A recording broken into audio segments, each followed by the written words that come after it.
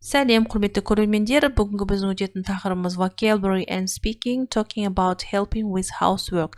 Students book, page number 26. Окей, бұл жердегі тақырыптың аудармасы біз үй шаруасындағы көмектесу жайында сөйлесеміз деп тұр. Окей, exercise number 1. Check the meaning of the verbs in the box. Tick the ones do you do. Бұл жерде берілген алдымен біз сөздердің барлығын кестенің ішіндегін аударамыз.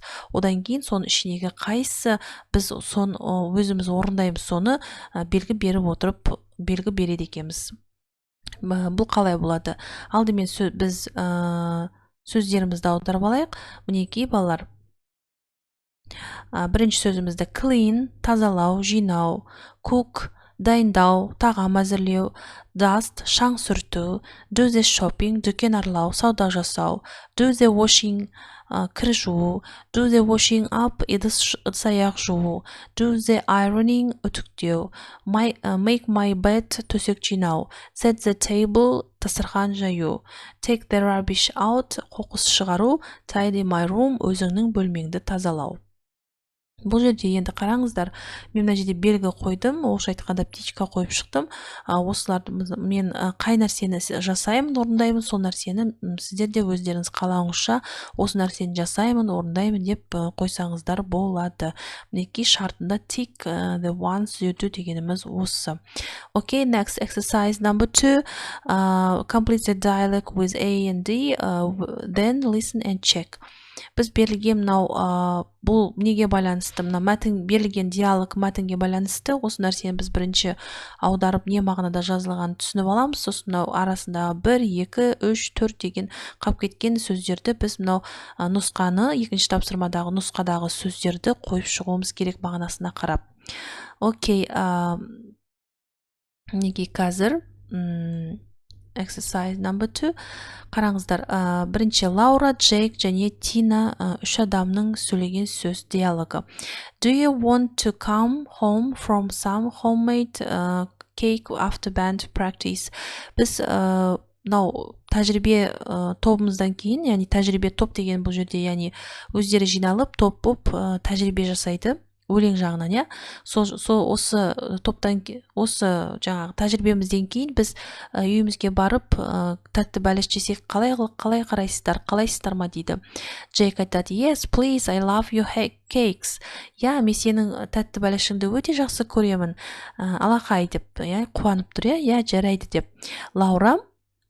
Лаураның сөзінде, thanks, I really enjoy cooking. Рахмет, мен шын мәнінде сенің де осы мен негізі Лаура айтады, Лаураның жауабы. Я, рахмет, мен шын мәнінде тағам әзірлегенді ұнатамын дейді. Бұл жерде, яғни біріншісінде A нұсқасы болады. Арғырай, I hate it, I prefer doing the washing up. Ал мен, Тина айтады, мен ондай әзірлегенді ұнатпаймын, жақсы көрмеймін. Мен ыдыс жуғанды ұнатамын дейді. Лаура, you're crazy. Cooking is fun. My grandma teaches me. She has some great recipes. Сенің есің дұрыс па? Бұл жерде, яғни тағам әзірлеген өте көңілді іс емес пе? Менің әжем оны маған үйреткен дейді. Және де оның өте күшті рецепттері бар дейді. Джейк айтады, I often do things with my grandma, but not cooking. Мен әжем келген кезде ғана, әжеммен ғана оны көмектесіп, әжеммен ғана орындаймын, жасаймын дейді. Бірақ мен негізі ол істі, яғни тағам әзірлегенді ұнатпаймын жалпы өзім дейді.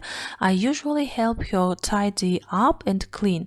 Жалпы мен өзімді айтатын болсам, әдетте мен оған тазалағанды, ыдыс жуғанды, бөлме тазалағанды тазалаймын дейді. Тина, I'm not keen on tidying up, my room's a mess. Екіншісінде, do you really like it? I'm not keen on tidying. Мен негізі бөлме, Тина айтады, Джейктің сөзіне қарап, мен бөлме тазалағанды мен мүлдем ұнатпаймын дейді, қызықпаймын. Менің бөлмем үнемі негізі бөлмем шашылып тұрады. What about екіншісіне do you really like it? Бұл жерде таң қалып тұр. Сіздер шын мәнінде ол істі ұнатасыздар ма дейді. Actually, Jake айтады. I don't mind doing housework when I'm with my grandma. The job I like is doing the ironing. What about you? Екіншісіне бұл жерде си нұсқасы, үшіншісін қазір айтамыз. Джек айтады, әрине, менің жаңағы әжем менімен бірге біз әжеммен бірге осы үй шаруасына орындаймыз дейді. Яғни әжесіне ол көмектеседі. Және де бұл іс дейді, негізі мен өзімнің ісім жақсы көріп орындайтын ісім ол үтіктеу дейді. What about you? Ал сіздер ше не ойлайсыздар бұл жайында дейді. Үшіншісінде, яғни ди нұсқасы. I hate doing the ironing, it's so boring деп Лаура айтады. Яғни мен ұнатпаймын үтіктегенді, ол өте іш пыстырарлық іс қой дейді. Тина айтады, it's okay, бәрі дұрыс. You can watch TV at the same time. Сіздер осы істі орындап жатып, ТВ-ді көрсеңіздер де болады. Бір уақытта дейді. Лаура, I suppose so. Я, мен де солай ойлаймын. Anyway, maybe you can help me. Лаура айтады. Не болса да, сіздер маған көмектесе аласыздар ма дейді. I've got to put the rubbish out when we get home. Егер де біз үйге жеткен кезде қоқысты тастаймыз дейді. Не болса да, яғни көмектесесіздер ма? Ағырай Джейк айтады. Only if I get an extra piece of cake. Көмектесеміз, егер де кішкене ғана бізге бәліштің үлкен бір кусогын берсең ғана деп айтып тұр. Нұсқаны көрдік. Бұл жерде, яғни біз екінші тапсырма кетті. And exercise number 3. Үшінші тапсырмада бұл жерде біз не істейміз? Үшінші тапсырмада бұл жерде complete the case of phrases. Диалог құрауымыз керек. Берілген фразадан және де осы ішіндегі қап кеткен сөздерді, яғни жаңағы фразаларды қолдандық қой. Диалогтың ішіне сол нәрсені қолданып сөйлем құраймыз. Яғни жанындағы баламен құрайды екенбіз. Үшіншіде бұла болады. I really enjoy cooking. I hate doing the ironing. The job I like is doing мінекей мына жерде оқап кетіпті. Doing the ironing. I prefer doing the washing up. Do you like it? What about you? I don't mind housework. I'm not keen on tidying up. Болады. Okay, exercise number 4. Бұл жерде де қасындағы адаммен жұмыс істеуіміз керек, яғни қасындағы оқушымен жұмыс жасайсыздар. Бұл жерде үшінші тапсырмаға қарап диалог құрауымыз керек. Диалог емес, сөйлем құрауымыз керек.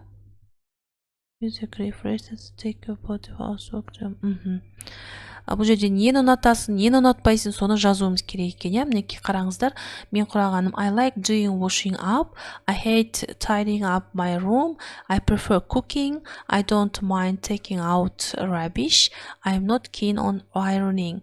Бұл жерде, яғни сіздердің өздеріңіз кім қайсысы нені ұнатады, нені ұнатпайды, яғни бұл жерде like деген ұнату, hate деген ұнатпау, prefer деген қалау, don't mind дегеніміз, яғни бұл жерде ол нәрсені ұнатпау дегенді білдіреді. I'm not keen дегеніміз қызықпау дегенді білдіреді. Егер I'm keen болатын болса, ноттап тастап, ол қызығу дегенді білдіреді. So, exercise number 5.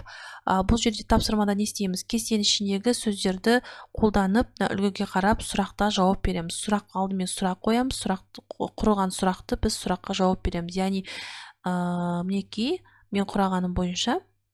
Do you prefer watching TV or DVDs? I prefer watching TV.